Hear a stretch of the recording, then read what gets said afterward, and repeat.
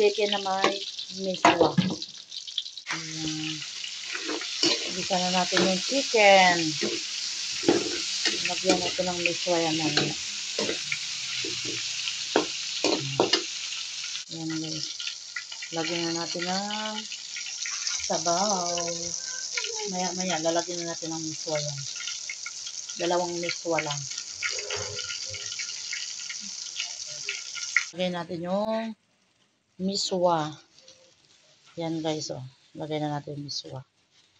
2 balot lang ng miswa. Yan ang ating ulam. Miswa. Wala kaming gulay.